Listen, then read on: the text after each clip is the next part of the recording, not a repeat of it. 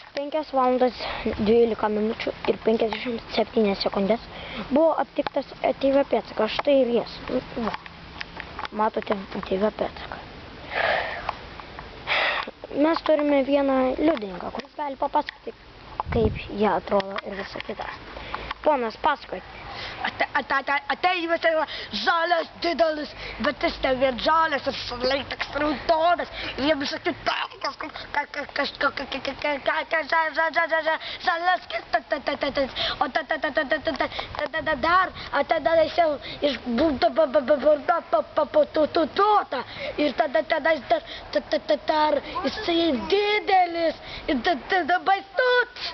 Ir labai jisai ir man čia darysi koją į kandą, ir čia į galvą įdriskia jo nagas, va toks man kaip atsistos į tą ranką, tai aš nežinau, ką man daryti, tai man kažkam gipsavo ir viskas, nu, aš nežinau, jis toks didelis ir kažkur nubėgo, bet tikrai nemačiau kur, tikrai nebėgo.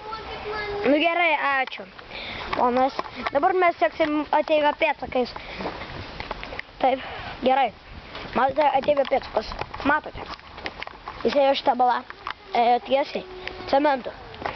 Mes prieš 5 valandas buvom aptikę, prieš 2 valandas buvom su infraraudonaisiais spinduliais suskaičiavę jo pėdsakus. Tik dabar aš einu tikslia kryptimi. Ateiviai ėjo, man pasakojo liudininkas, ėjo šituo krūmu, prie šito krūmo. Kažkas išlamėjo. Kažkas išlamėjo. O ne, ateiviai, ateiviai. Ateiviai, ateiviai.